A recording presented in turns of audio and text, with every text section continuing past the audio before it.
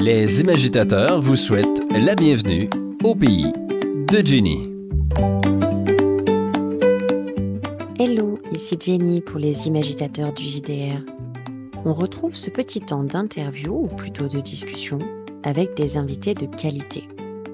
On reçoit ici des personnes qui ont, elles aussi, imagité à leur façon le jeu de rôle classique. Allez, on embarque. Bienvenue au pays de Jenny.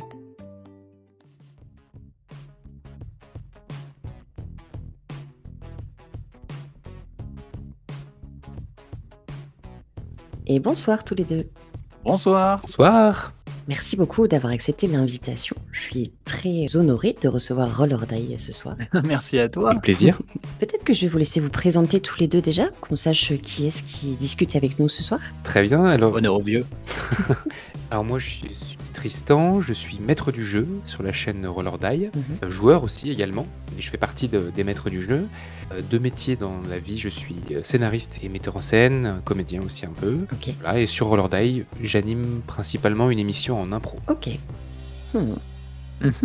Et pour ma part, je suis Cora, donc je suis fondateur de Roll or Die, et très rapidement, j'ai rassemblé une équipe de joyeux lurons pour se joindre dans cette grande aventure. Et du coup, on a tous fait en sorte d'amener à Roll or Die à ce que c'est et actuellement. Et pour un point de vue un peu plus perso, je suis illustrateur et image maker. Et donc voilà, en gros, je fais des dessins. Je fais des dessins comme ça a l'air si simple. Je fais des carrés avec un triangle au-dessus, je fais maison. Ok, et l'équipe de Roll or Die aujourd'hui, c'est combien de personnes? Là, vous êtes deux, mais... Oh, une sacrée ribambelle de joyeux lurons, on peut le dire. Quoi, on est genre plus ou moins 3-4 maîtres de jeu récurrents sur les lives. Ok. Mais après, en soi, on fait aussi des événements qui sont en convention ou pendant des événements JDR dans des bars ou autres, où là, un peu plus des personnes de l'équipe passent derrière l'écran de maître de jeu. Mais en soi, l'équipe, en comptant ceux qui sont là et là de temps en temps, et là pour certains projets, on est environ une dizaine. Ok, oui, belle équipe quand même. Ouais. Ok, et comment est née cette aventure Roll or Die? Qu'est-ce que c'est l'histoire de ce groupe? À l'origine, l'idée est apparue à Cannes, au tout début. Cannes au Fige 2020. Et donc, c'était juste après un live de Roll and Play où je me suis dit que j'aimais pas trop ce qu'ils faisaient, que je voulais faire à ma sauce. On tire dans les pattes des copains, ça va. Mais ouais, non, c'était vraiment ça. Il y avait une manière de faire qui me plaisait pas complètement. Je vais pas revenir sur tous les points, mais je me suis dit que j'aurais bien aimé faire la chose à ma manière. Ok. Et comme j'étais déjà un peu présent sur Twitch, j'ai commencé à me dire vas-y, j'ai envie d'y réfléchir un petit peu. Et là est tombé le Covid, et donc un temps immense pour pouvoir y réfléchir. Et donc j'ai commencé à réfléchir un peu à l'élément, au nom de la chaîne, au visuel, etc., etc. Et c'est à partir de là que j'ai commencé à contacter des joueurs et joueuses pour rejoindre l'aventure et qui après à terme ont pu devenir MJ. Si tu veux prendre le relais, Tristan. Oui, du coup, moi, pendant le confinement, je faisais beaucoup de jeux de rôle pour m'occuper et occuper les gens à distance. Et j'ai été contacté par... alors, j'ai déjà dit dans notre interview, mais j'ai été contacté par un monsieur avec une coiffure bizarre. Voilà. Il m'a proposé d'être joueur. J'espère que t'as pas accepté pour la coiffure. J'ai accepté malgré la coiffure. Et à la sortie du confinement, un petit mois après, on s'est vu pour la première fois en vrai avec l'équipe qu'il avait montée, l'équipe d'origine. Ok. Et on a commencé les parties. Donc avant ce tout début d'aventure, vous n'étiez pas en contact sur d'autres projets ou d'autres réseaux ou certaines parties ou quoi? Pas du Ok. tout. Non, on se connaissait pas. Hein. Cora et moi, par exemple, on ne se connaissait pas du tout. Ok, donc un groupe d'inconnus entre eux qui se lancent et qui réalisent un projet ensemble sans savoir s'il y a réellement d'atomes crochus, c'est... C'est exactement ça. J'ai eu une lubie. Cora connaissait quelques personnes, un petit peu plus ou moins, mais Je me suis débrouillé pour que aucun se connaisse entre eux. Ce qui n'a pas dû être facile, le monde est quand même tout petit, surtout sur ce genre d'activité. Pour autant, non, ça n'a pas été si compliqué. Et en plus de ça, Tristan était la personne que je connaissais le moins. Ok. Parce que, en effet, il était dans tout le secteur. Je vais être un peu grossier, mais du coup, théâtre. Et donc, c'était loin de mon cercle. c'est pas grossier du tout. Ouais, enfin, je veux dire que c'est un bloc par rapport à l'ensemble de tes activités, quoi. Ok. C'était plus dans ce Oui, sens-là. effectivement. Mais après, pour le reste, en effet, ça se connaissait un peu plus. L'idée, c'est que ça a testé, mais c'était très très drôle la première fois où tout le monde s'est réuni. Il y a eu dès le début des blagues sur un peu tout, et on a pu voir très rapidement que toutes les blagues ont été faites et qu'il y avait tout le monde qui pouvait y répondre. Par exemple, il y a eu des blagues sur les véganes, et il y avait des véganes dans l'équipe, il y avait des blagues sur ci, sur ça. Et donc, très rapidement, ça a tout désamorcé. On était, ah, c'est bon, on a mis les pieds dans tous les plats. Parfait, tout était fait. Ah, c'était très très drôle, c'était vraiment très très drôle. Excellent. Donc une alchimie, au final, tout de suite, quand vous vous rencontrez tous. Je dirais que les premières séances, on se logeait un petit peu. Oui. La sauce a pris rapidement, hein. Même première séance, c'est resté très agréable. Mais ça a pris quand même plusieurs séances avant qu'on prenne forme d'habitude de se retrouver et que l'alchimie monte. Il y a pas mal de membres de l'équipe qui sont arrivés plus tard. Ok. Mais c'est allé vite parce qu'en fait, qu'au bout de 3 mois d'émission, on a eu l'opportunité d'avoir un studio. Ok. Opportunité qu'on a prise. C'est vrai, le premier live était en juin et en octobre on était, ouais. Ouais, voilà, 3-4 mois. Et du coup, mine de rien, a pris de l'ampleur assez rapidement. Hmm. Pour nous, en tout cas, dans nos vies, dans notre temps libre, c'était juste une petite émission de temps en temps et c'est devenu notre rendez-vous du jeudi. Oui. Mine de rien, un jour par semaine, Et oui, c'est important, voilà. c'est clair. Oui, presque passer de la pizza bière à mince, on est en studio là et ça rigole plus quoi. Exactement. Oh, il y avait toujours les pizzas bières au studio. On rigolait. On rigolait. Et on a toujours rigolé pour le coup. Et à ce moment-là, donc à cette époque-là, le but ou le rêve, c'est quoi? Ah, c'est compliqué à dire hein, parce que le principe de Roller Day, c'est qu'on n'a pas de format fixe.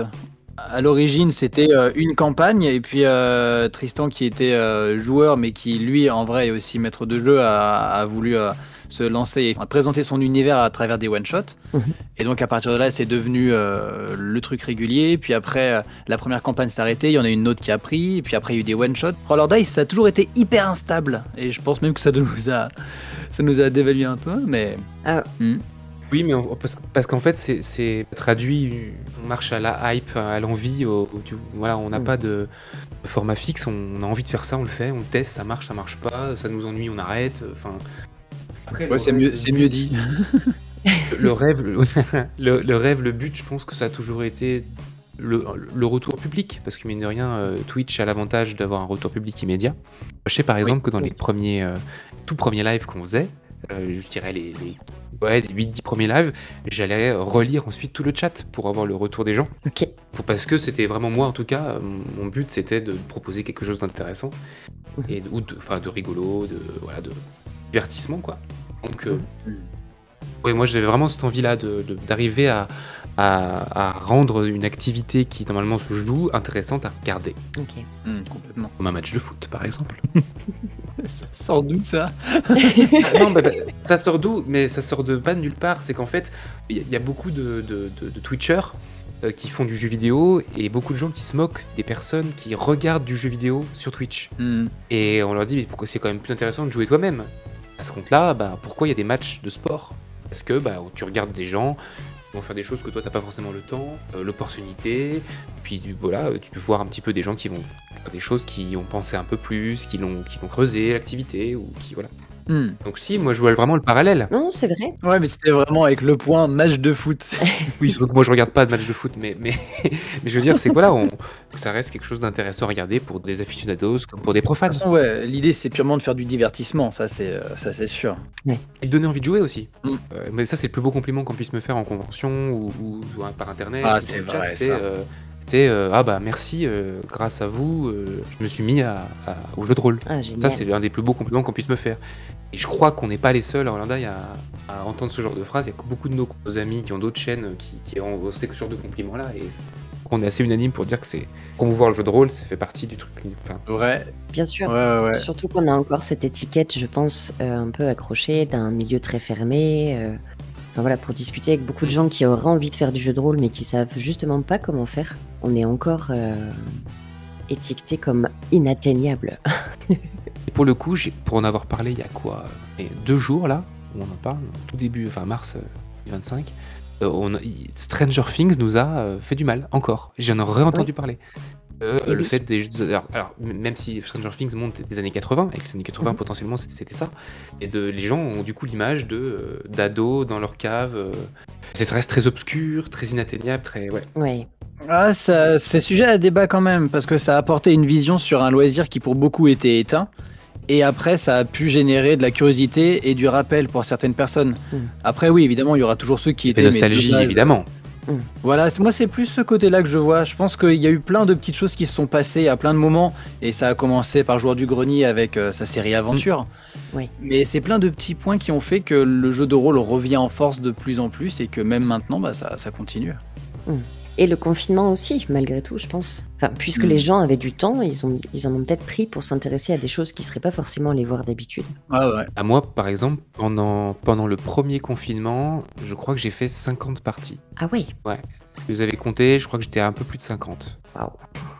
parties improvisées. T'étais une par jour, en fait, à peu près, non? Plus, j'en faisais parfois 3 Plus. par jour. Oh, waouh. Vous avez une le matin, une l'après-midi, une le soir parfois. Ouais. J'avais créé une plateforme sur Facebook à la base. Et du coup, j'ai joué beaucoup. Ok.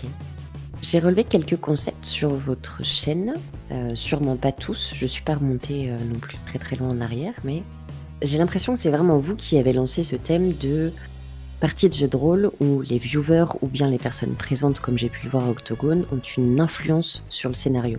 Alors on a fait partie des premiers à vraiment le pousser grandement, et on Ok. n'est pas encore nombreux dans les chaînes d'Actual Play à encore donner autant l'accès à justement l'aventure.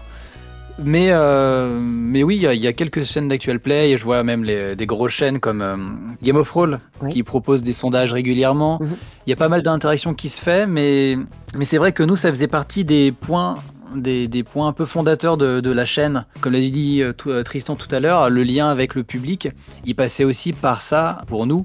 Et donc ce côté vraiment très échange, mettre des sondages, etc., c'est en effet quelque chose qui a été rapidement important pour nous, pour donner un sens même à diffuser de l'Actual Play, pour dire bah oui, vous pouvez regarder, mais vous pouvez aussi mettre votre petit grain de sel. Et c'est un truc qui nous plaisait quand même. Et qui nous plaît toujours, d'ailleurs. C'est compliqué, mais en soi, ça Oui, vaut le c'est coup. ce que je suis en train de me dire, c'est rajouter une sacrée difficulté quand même sur certaines parties, j'imagine. Enfin, pour celle à laquelle j'ai assisté à Octogone, la plupart du temps, le public vous rend pas la vie super facile en tant que joueur, quoi. Bon, non, au contraire. L'Octogone, c'est là où on les laisse le plus faire ce qu'ils veulent, on les laisse plus faire n'importe quoi. Ils peuvent même, c'est encouragé à Octogone, puisque c'est sur scène. Twitch, ils sont un peu plus fermés, où on garde un peu plus le contrôle. Oui. Mais oui, parfois ça change carrément l'orientation de la campagne, ou la sorte des personnages, oui, parfois, ouais. Ouais, il faut savoir rebondir quand même. Enfin, tu parlais d'impro tout à l'heure, on est presque tout le temps dans l'impro sur un système comme ça quand même. Bah, il y a deux cas en soi. Il y a le fonctionnement de Octogone et des versus, donc les missions que présente Tristan, où en effet c'est de l'impro, et en soi il y a tout à faire, et donc les contraintes sont assez moteurs de créativité. Et après, les émissions, par exemple, comme le DICE, qui a lieu au moment où on enregistre, mais je pense qu'au moment où ce petit échange sera fini. Là, à ce moment-là, le scénar est écrit et les embranchements sont prévus. Donc ça demande par contre de prévoir un scénario à embranchements multiples. D'accord. Comme un jeu vidéo en soi. Ok. Ouais, voilà dans l'idée. Et puis après, il y a en effet ce côté aussi, quand évidemment là je ressors encore je me rééloigne de la partie de Octogone, mais par exemple on utilise aussi les outils de Twitch, les points de chaîne, etc., pour permettre aux viewers d'influencer, mais sans tant modifier le scénario. Il y a plusieurs points de chaîne qui peuvent être utilisés. Alors, je sais pas s'il y a besoin que j'explique les points de chaîne. Oui, non ? Si tu te sens. Ouais, très rapidement, quand vous regardez des lives sur Twitch, vous obtenez des points, c'est une sorte de monnaie virtuelle que vous obtenez sur les chaînes, et c'est propre à chaque chaîne Twitch. Et en fait, vous pouvez y dépenser selon la volonté du streamer, de la personne qui diffuse, sur des petits éléments qui peuvent être marrants. Nous, ce qu'on a choisi, c'est de faire en sorte que vous pouvez forcer un critique. Donc, c'est-à-dire que le prochain lancer de dés d'un joueur sera forcément un critique positif ou négatif. Okay. Donc là, comme ça, on vient permettre aux viewers d'influencer la partie sans modifier drastiquement l'aventure. Ou alors ils ont aussi l'opportunité de pouvoir ajouter une good news, une bad news. C'est pareil, dans la même idée, le scénario va rester tel quel, mais cependant, bah voilà, peut-être que le râteau qui normalement était prévu contre le mur de la cabane au fond du jardin, bah, au final se retrouve être sur le chemin du joueur qui passe et pang, il se la prend en pleine tête. Donc ça modifie un petit peu sans être trop compliqué à gérer. D'accord. Eh bien, tu as parlé des 3 concepts que j'avais relevés. Je te remercie. Ah mince, c'est allé vite. Merde. Voilà, fin du podcast. Merci à tous d'avoir écouté. Non, j'en ai encore quelques-unes quand même. Par rapport à Octogone, justement, on en a parlé un petit peu. Vous êtes ultra présent sur Octogone et vous avez même un rôle assez particulier sur cette convention. On est les rois du pétrole. C'est un peu ça. Comment est-ce que c'est arrivé? Est-ce que Octogone existait et Roll or Die est arrivé? Est-ce que Roll or Die a remonté le jeu de rôle à Octogone? Non. Comment est-ce que ça s'est créé? Non, Octogone, c'est une convention rôliste, mais surtout sur l'imaginaire et les jeux société. Qui se passe à Lyon? Qui se passe à Lyon, en effet, et qui va faire sa 15e édition cette année 2025. Et donc, en effet, ils n'ont pas eu besoin de nous. Je crois qu'à l'origine, j'ai peur de dire des bêtises, mais je crois que c'était la boutique Trollune qui a créé Octogone. Je ne sais pas si Tristan, tu peux me contredire ou non. J'en ai aucune idée, je suis désolé. Il me semble que, ou en tout cas, mais oui, je suis quasiment sûr que c'est la boutique Trollune qui a lancé cette convention, qui a pris de l'ampleur, qui maintenant propose du jeu de société, du jeu de figurines, du jeu de cartes, du GN, de l'escape game et évidemment du jeu de rôle. Donc le jeu de rôle a toujours été très présent sur Octogone et même d'ailleurs c'est devenu un événement qui est très réputé en France parce qu'il n'y a pas tant d'événements autour du jeu de rôle et donc voilà, c'est devenu une référence comme ça. Et nous on s'est greffé à l'origine parce que Octogone avait besoin de personnes pour faire la captation de la scène, tout l'espace scène qui permet de faire des conférences et tout ça. Ils avaient besoin de personnes pour gérer le matos technique, faire la location des micros, des enceintes, et éventuellement de faire une captation vidéo et son. Okay. Et donc c'est là où nous on s'est proposé, et grâce au studio 4D2 qui nous a refilé la patate chaude parce que ils avaient eu la proposition d'abord à eux et eux nous ont dit, leur ont dit gentiment, attendez, vous avez des Lyonnais, faites ça avec eux.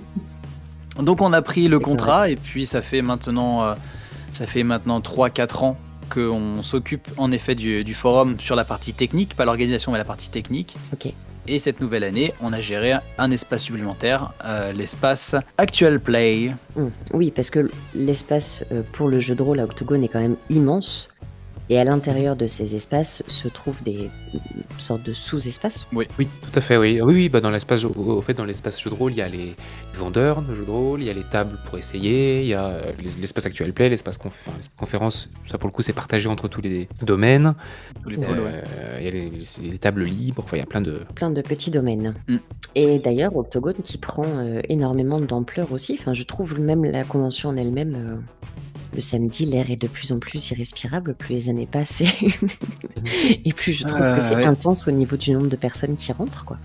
Ouais, c'est le problème. Et actuellement, on est passé du coup sur avec l'orga, donc on organise et on gère du coup la zone Actual Play, et donc on est avec les autres orgas qui travaillent qui gèrent la zone entière de JDR. Et donc il y a des problématiques qui se posent maintenant par rapport au nombre d'entrées qui est très conséquent, des problématiques liées au lieu. Donc en effet, la convention Octogone est amenée à pas mal bouger et y a des décisions qui se font. Cette année 2025 sera probablement la dernière au double mixte, donc là où s'est déroulée la convention Octogone depuis plusieurs années. Et donc ça va pas tarder à partir sur de nouveaux espaces et qui seront un peu plus adaptés, qui seront bien plus grands. Adapté, ça va dépendre encore du local, mais j'ai pas le droit de trop en dire, donc... D'accord, c'est un scoop, on aura un demi-scoop. Oui. En tout cas, ça va bouger. Ouais, clairement, mais encore une année au double mix, malheureusement. Enfin, malheureusement et heureusement, en soi... Pour les nostalgiques, moi j'étais contente en tout cas de voir que c'était encore au double mix, même si c'est vrai que logistiquement c'est pas le plus simple, j'entends. Il y a un petit côté, je trouve que le cadre donne aussi ce côté un peu convivial. On a un peu nos repères là-dedans. Oui. Chaque année, on sait à peu près où on va. Ouais, et ça malgré les travaux aux alentours qui n'en finissent plus. C'est vrai. Mais on a l'impression de rendre visite un peu à la famille. Tu sais, comme quand tu vas voir un vieil oncle. Bien sûr, et je pense que ça va rester toujours présent même dans d'autres locaux. Mais c'est vrai que là actuellement, pour aussi les professionnels, tous les exposants, pour eux c'était très compliqué là avec les travaux, etc., avec la place. Pareil, parce qu'il y a de plus en plus de demandes pour rejoindre la convention, mais malheureusement il n'y a plus de place. Donc fera. Je pense que le côté convivial, il sera toujours là. Côté famille et retrouvailles. Mais en effet, le lieu, je pense qu'il a besoin de changements pour aussi que la convention puisse prendre davantage d'ampleur. Affaire à suivre donc en 2026. Ouais, c'est sûr. Et quel projet pour vous sur cette année 2025 ? On est encore presque au début de l'année. On n'a pas encore fait la réunion. On n'a pas fait la réunion. Mince. Tristan, pour toi ? Je peux même globalement dire ce qui est sûr. Là où à l'heure à laquelle on parle, le DICE 2025 n'est pas terminé. Donc il nous reste 3 parties, les 2 demi-finales et la finale. Donc on va déjà commencer par finir le DICE. Avec pour thème Shrek, je crois, cette année. Oui. Ça, ouais, les contes. Génial. Contes et légendes pour cette année, tout à fait. Donc on va commencer par terminer ça. Ensuite, on va reprendre les émissions régulières. Enfin, en tout cas, moi, je sais que Versus, je vais reprendre. Mais dis-moi, Tristan, c'est quoi l'émission Versus ? Parfait, je te remercie. Alors, l'émission Versus, c'est mon émission donc depuis 1 an et demi, je crois. En gros, on m'impose 2 thèmes de la pop culture. Donc, il y en a un qui est pré-tiré au sort, enfin, plusieurs que j'ai présélectionnés, et l'un de ces thèmes va être tiré au sort par le public qui regarde. D'accord. Le dernier est tiré au sort par les joueurs dans une liste de 100 thèmes. Ok. Et j'improvise une histoire avec les 2. D'accord. Pour donner un exemple, une fois j'avais proposé plusieurs thématiques et les viewers ont voté pour Scooby-Doo, donc les joueurs. Okay. Et ensuite on a tiré au sort et on est tombé sur Godzilla. Donc j'ai dû improviser un scénario mélangeant Scooby-Doo et Godzilla. Voilà. Donc sur le moment, j'improvise le scénario, les joueurs créent leur personnage très rapidement, en 10-15 minutes maximum. Et on part en histoire, en impro, avec parfois des sondages, des points de chaîne, tout ça. Et j'essaie de créer un one-shot à partir de rien. Okay. De 2 thèmes de la pop culture mélangés. Voilà Versus. Et on a des fois des combinaisons rigolotes. Ouais, même très souvent, en soi. Le dernier en date, c'est Skyrim Gremlins. On a eu quoi ? On a eu Harry Potter Koh-Lanta, on a eu... voilà... Retour à le futur Famille Adams, Breaking Bad, vice versa. On a eu tout un tas de mélanges. Voilà, mais c'est toujours rigolo. Du coup, je m'amuse à caler des références. Et on invite des gens à chaque fois. À chaque fois, il y a un invité d'une autre chaîne ou un acteur du monde rôliste ou de YouTube. Ou voilà. Donc, ça permet de aussi jouer avec d'autres personnes. Exactement, de mixer un petit peu les groupes qui sont faits et qui ont parfois un peu de mal à bouger. C'est vrai que quand on a trouvé sa table, c'est un peu le confort. On a tendance à y rester, mais c'est sympa aussi d'aller voir chez les copains comment ça se passe. Ouais. On accueille, on réunit l'équipe de Roller Die, on accueille une nouvelle personne et on découvre de nouvelles façons de jouer. Voilà. Ensuite, pour poursuivre l'année, donc on a aussi Cora qui va reprendre Donjons et Dragons. Il y a Johnson qui va, il me semble, reprendre aussi une campagne. Je sais pas si je peux en dire plus. Je vais le dire, du COPS. Oh putain, il a dit. Oh, il a dit. Oh non, là. Si vous avez des regrets, on coupera, au pire. Non. Et on a aussi quelques petits traits. En fait, on a sur notre Tipeee, on a fait des dongles. Les viewers qui font des dons, on a quelques dongles qui ont été atteints. Donc moi, je sais que je vais faire une suite d'un versus, mais on en a d'autres qui vont arriver ensuite. Ok. Yep. Il y a un épisode en particulier qui est en train d'être monté et qui, au moment où je pense que cette vidéo sortira, elle sera sortie. C'est un épisode tourné dans un escape game, donc avec un décor full immersif, ambiance Chicago des années 50. Et on va jouer à un univers mafieux. Ça va être génial. Trop bien. Voilà pour la petite idée. Après, ouais, en effet, il va y avoir pas mal de trucs. On va revenir davantage sur Twitch avec des contenus un peu plus légers. Par exemple, du jeu vidéo, mais qui va toujours tourner autour de l'univers rôliste, etc. pour garder une cohérence. Parce que aussi, ça me semblait naturel que de faire ainsi. Ok. Et puis, il y a des beaux projets aussi qui se prévoient sur des sorties actuelles, comme le jeu de rôle Inachevé chez les amis de Dead Crow, qui aura potentiellement son épisode sur Roller Die.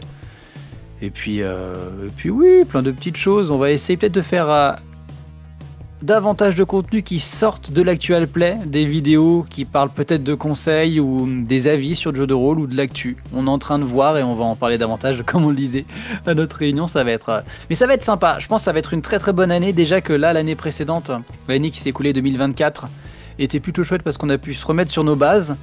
Là, je pense que cette 2025, elle va être signée Roll or Die. Ça va être chouette.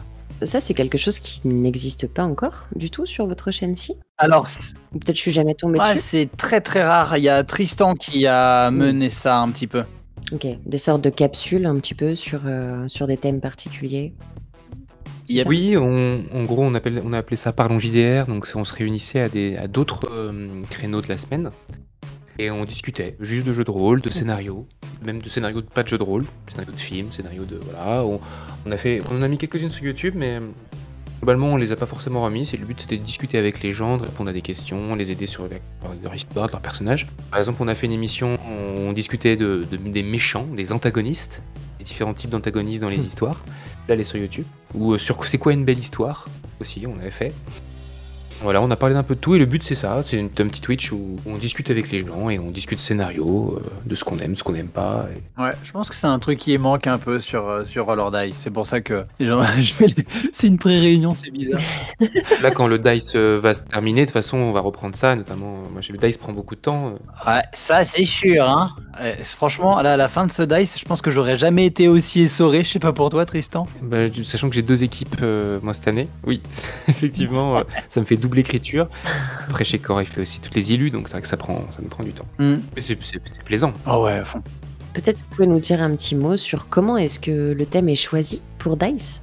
Alors le DICE, la toute première année, on avait fait choisir à la communauté, sur une vidéo, on avait fait choisir les gens. Mais depuis, c'est l'équipe gagnante, donc le gagnant ou la gagnante du DICE, qui permet à son équipe de proposer chacune un thème. Donc l'année dernière, la personne qui a gagné a mis aux 4 de l'équipe, proposé 4 thèmes, donc, et ensuite on fait voter. Ok. Donc c'est Shrek qui a été voté cette année. Voilà, tout simplement. Ok.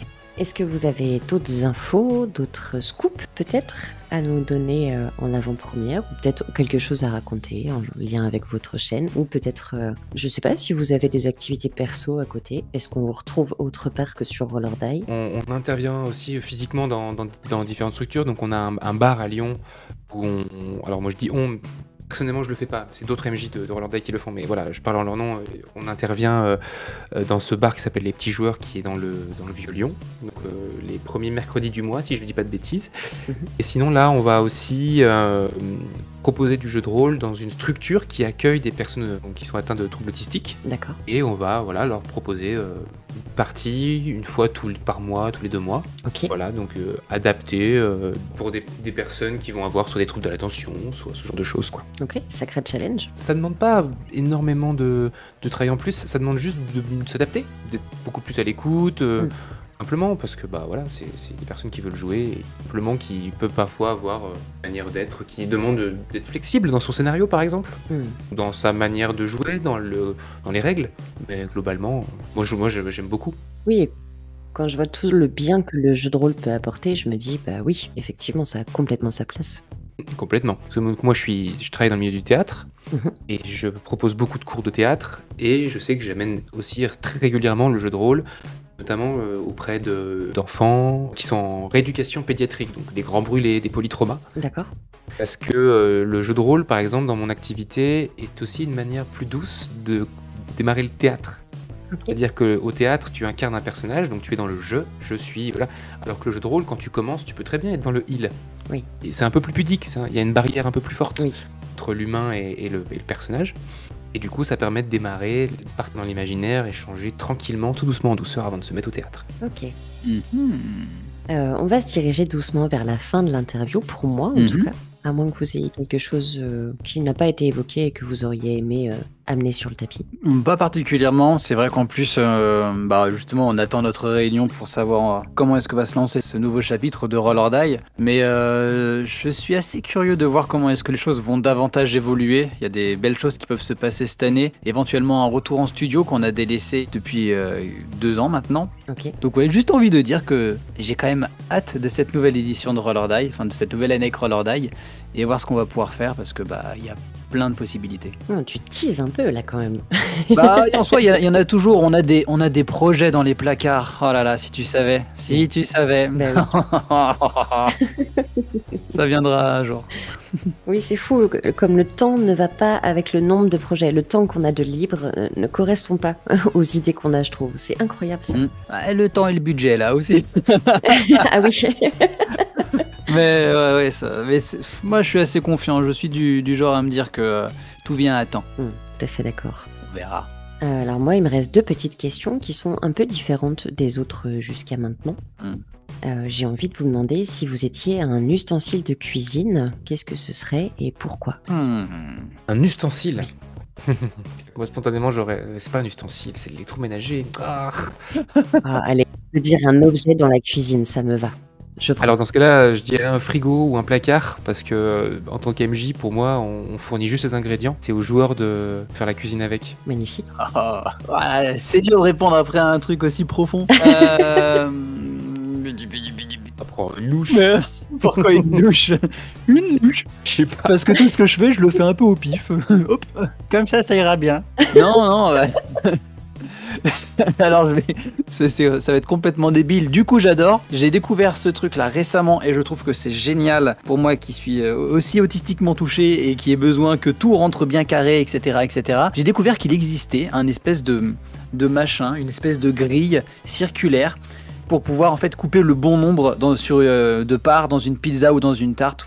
Et ça j'adore. Je veux ce truc absolument. Du coup, j'ai envie de me définir comme ça. D'accord. Ça va être un peu moi. J'ai besoin que tout soit bien carré, bien précis. Si jamais il y a quelque chose qui est pas précisément comme il faudrait, ça va me perturber jusqu'à ce que je le change. Ok. C'est un bel objet, c'est l'équité parfaite. On peut dire comme ça. Et la toute dernière chose que je vais vous demander, c'est le mot de la fin. On finit toujours les interviews comme ça, c'est une petite tradition au pays de Jenny. Donc un mot de la langue française que vous appréciez, pas forcément le plus beau, pas forcément qui a un sens profond, mais celui qui vous passe par la tête là maintenant. Rêver, voilà là. Et pour moi, ça va être immersif. Allez. Parfait. Merci à tous les deux de vous être prêtés au jeu sur ce petit temps d'interview. Merci à toi, Jenny. avec plaisir, merci à toi. Et merci à ton équipe. Ciao, ciao. Et à tous les auditeurs qui écoutent, bien sûr, vous allez retrouver tous les liens de l'équipe Roller Die avec tout ce qu'ils peuvent proposer sous la vidéo, comme d'habitude. Oui. Merci beaucoup. Hello.